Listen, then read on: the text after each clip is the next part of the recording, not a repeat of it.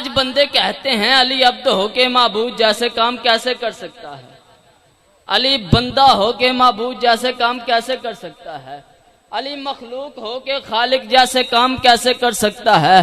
لو میں ان ملاؤں کی آنکھوں میں آنکھیں ڈال کے الحمدللہ میں نے فاضل العالیہ علوم عربیہ والاسلامیہ کیا ہوا ہے۔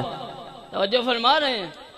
آپ نے میری عمر پہ بھی نہیں جانا کیونکہ میرے مذہب میں عمر کا فضیلت سے کوئی تعلق نہیں ہے۔ اے ہائے جو سمجھ گئے۔ آج بندے کہتے ہیں علی مخلوق ہو کے خالق جیسے کام کیسے کر سکتا ہے۔ آؤ ہم علی کے شیعہ، توجہ فرمائیے گا، میں ممبر چھوڑنے لگا ہوں، ہم علی کے موالی، ہم علی کے شیعہ، ہم وہ کرتے ہیں جو اللہ کرتا ہے۔ توجہ فرمائیے گا، ہم وہ کرتے ہیں جو اللہ کرتا ہے۔ اور قرآن سے میں دلیل دے دیتا ہوں، 4 کام قرآن میں ایسے ہیں جو ہم بھی کرتے ہیں اللہ بھی کرتا ہے۔ قبلہ توجہ فرمائیے گا، 4 کام قرآن میں ایسے ہیں جو ہم بھی کرتے ہیں اللہ بھی کرتا ہے۔ پہلا کام بسم اللہ الرحمن الرحیم، اللہ نے کہا ان اللہ و ملائکتہ یصلون علی النبی یا ایھا الذین آمنوا صلوا علیہ وسلموا تسلیما۔ اللہ کہتا ہے کہ تم بھی آل محمد پہ درود بھیجو، میں بھی آل محمد پہ درود بھیج رہا ہوں۔ دوسرا کام اللہ نے کہا یلعنہم اللہ، ادھر میری طرف دیکھیے گا، یلعنہم اللہ و یلعنہم اللعنون۔ اللہ کہتا ہے تم بھی آل محمد کے دشمنوں پہ لعنت کرو، میں بھی آل محمد کے دشمنوں پہ لعنت کرتا ہوں۔ تیسرا کام اللہ نے کہا شاہدکم انی معکم من الشاہدین، تم بھی آل محمد کے صداقت کی گواہی دو، میں اللہ بھی آل محمد کے صداقت کی گواہی دیتا ہوں۔ چوتھا اور آخری کام اللہ کہتا ہے فانتظروا انی معکم من المنتظرین، اللہ کہتا ہے تم بھی مہدی کا انتظار کرو، میں اللہ بھی مہدی کا انتظار کر رہا۔ سلامت رہے، ہاتھ بلند کرو، حیدری، میں اللہ بھی مہدی کا انتظار کر رہا ہوں۔ آپ کی سماعتیں میری طرف ہو گئی، ایک میں اپنے موضوع کا جملہ کہہ کے آپ کو سلام کرنے لگا ہوں۔ میں نے آپ کے سامنے چونکہ میں پڑھتا ہی موضوع ہوں تو ایک جملہ میں نے کہا، میں فضائل پہ ہی چھوڑ دوں گا، ایک جملہ میں نے کہنا ہے اپنے موضوع کا اور آپ سے اجازت لے جانی ہے۔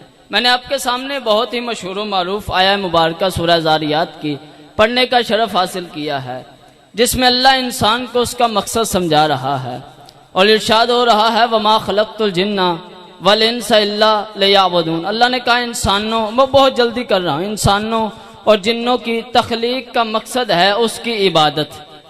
توجہ ہے آپ کی؟ چھٹے امام امام جعفر صادق علیہ الصلوۃ والسلام، صلوات پڑھے امام کی ذات پہ۔ امام فرماتے ہیں کہ اس آیت کا اصلی مفہوم یہ ہے کہ وما خلقت الجن والانس الا لیعرفون۔ امام فرماتے ہیں کہ اس آیت کا مطلب یہ ہے کہ اللہ مخلوق کو یہ کہہ رہا ہے کہ تمہاری تخلیق کا مقصد ہے میری معرفت، میری پہچان، جو میں پڑھتا ہوں وہ میں ہی پڑھوں گا۔ اللہ نے انسان کی تخلیق کا مقصد کیا رکھا کہ وہ اللہ کو پہچانے، اللہ کی معرفت حاصل کریں۔ اور علم طبیعیات کا یہ اصول ہے کہ جب بھی کسی چیز کو پہچانا جاتا ہے تو اس کے چہرے سے پہچانا جاتا ہے۔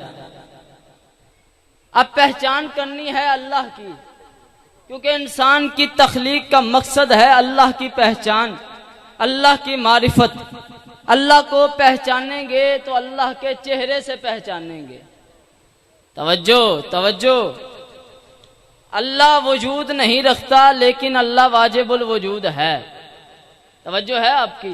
اب اللہ کا چہرہ کون سا ہے؟ بہت جلدی کروں، اللہ کا چہرہ کون سا ہے؟ اللہ نے قرآن میں اپنا چہرہ بھی دکھایا ہے، بھی سورہ رحمان ہے، ارشاد ہوا کل من علیہ فان ویبقى وجہ ربک ذو الجلال والاکرام۔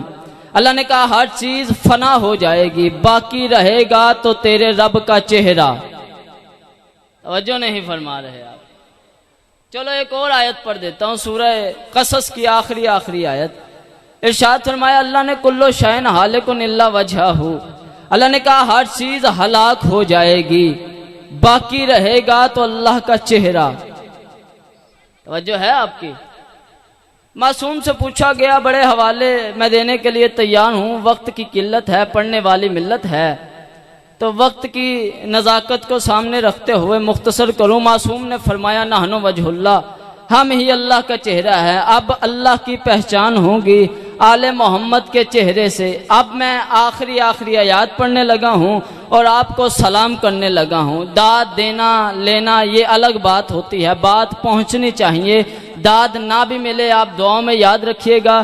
سرکار سورہ لائل ہے، اللہ نے انسان سے کہا کہ میں نے کسی پہ کوئی احسان نہیں کیا کہ میں اس کا بدلہ چکاؤں، میں اس کو اس کا بدلہ دوں، بلکہ میں کائنات کو جو کچھ بھی دے رہا ہوں۔ اللہ نے کہا وَمَنْ عِنْدَهُ مِنْ نِعْمَةٍ تُجْزَىٰ إِلَّا ابْتِغَاءَ وَجْهِ رَبِّهِ الْأَعْلَىٰ۔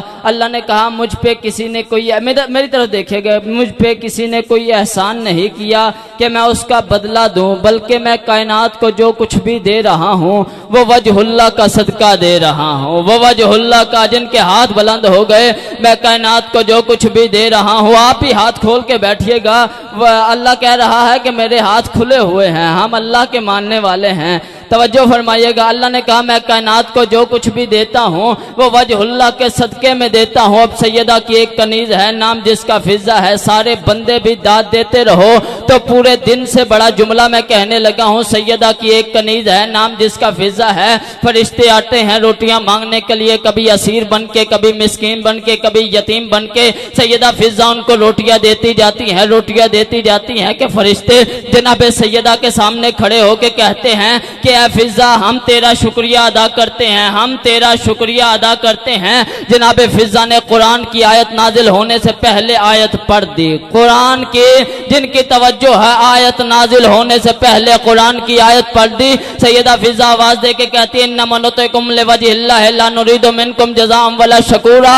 جناب فضہ کہتے ہیں مجھے تمہارے شکریہ کی کوئی ضرورت نہیں، بلکہ میں تمہیں جو کچھ بھی دے رہی ہوں وہ وجہ اللہ کا صدقہ دے رہی ہوں۔ میں تو تمہیں جو کچھ بھی دے رہی ہوں وہ وجہ اللہ کا صدقہ دے رہی ہوں۔ یعنی پتہ چل گیا کہ اللہ جو کچھ بھی دیتا ہے وہ وجہ اللہ کا صدقہ دیتا ہے۔